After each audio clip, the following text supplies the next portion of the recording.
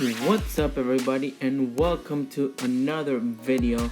On this video I'm basically gonna go over one of my goals for this for the winter, which is just basically to grow my arms and to regain all of that size that I lost for the time that I wasn't in the gym. Now, the way that I plan to go about this is just basically go back to the basics, starting with just a very basic warm-up, just warming up my shoulders, even warming up my legs. You'd be surprised how much limited are you when you're not fully warmed up, when it comes to doing any upper body exercises, not to mention any lower body. So I really try to warm up as much as I can. That's just one of my priorities right now, because I don't want to get hurt. I've been out of the gym for a long time that I don't want to take any more time out. So basically what I plan to do is, usually I start with something very light. As you can see, in this case I am currently 40 pounds with an easy curl bar, and now I would do this as many times as I feel needed, and then from there I would jump into my regular set. Now I would try to use the same bar for triceps and biceps. That way there's not much time in between each set. So therefore the time under tension for both biceps and triceps maximizes the blood flow going into those muscles. So therefore you get a bigger pump, meaning bigger muscles in the long run. Then I jump into my regular set, in which case I chose 60, simply because I try to do anywhere from 6 to 7 sets with this combination. I usually try to go biceps, triceps back to back, because while one is working, the other one is resting, so you don't really need to take a lot of time in between sets. And this is where a lot of the muscle confusion comes in. It might be a myth, it might be real, but you're really maximizing all the time and effort that you put into those muscles. Now, I usually would do this combination. I usually take combinations of 2 exercises, and I would do that for 6 to 7 sets. And then I would move on to the next combination, which targets either a different part of the muscle or a different angle, or it uses a different equipment, which is where the variation comes in. Now, the resting time, I don't know the science behind it really, but when one muscle group is resting, the other one all of a sudden gets stronger.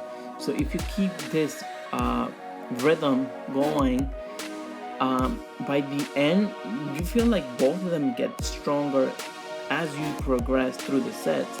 It's not like you're getting weaker the more reps you do. Then next after that, I did some cable. Now I love cables because it keeps the tension throughout the whole range of motion, and you can also control the tempo, meaning you can slow it on the way up and then lower it as slow as possible. And with cables, you can do much more than you can with barbells. Like I said, the tension is constant, so therefore you can play with the tension.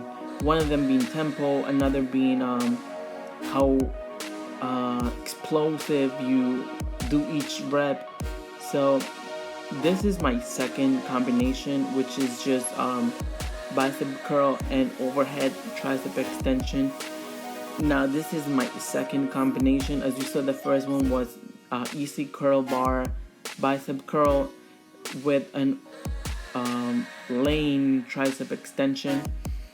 And just maintaining this variety is what's gonna keep your muscles growing and is gonna keep them guessing. Now, at the end of this workout, you will see 3 different combinations that include 2 different exercises each, that were each completed doing 6 to 7 sets of about 10 to 12 reps each per exercise.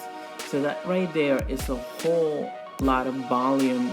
It's a whole ton of reps that in the long term if you increase the load, as you saw earlier, I was only using 60 pounds. So imagine what the huge difference will be if I do this whole setup with 70 pounds or 80 pounds. It will clearly be a whole different ball game, because we're not only increasing the volume, but we're increasing the intensity.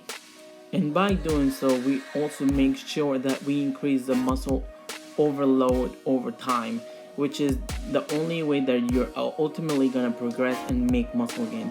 Now at the end, like I said, I'm really focusing on having healthy shoulders. So I did some face pose which targets the back part of your shoulders, which is oftentimes or a lot of times neglected. And that is just basically for shoulder health. Well, thank you all so much for watching. I hope you try this workout. I will be coming back with more of these soon. And hit the like button, and thank you all so much for watching. I'll see you on the next video. Peace.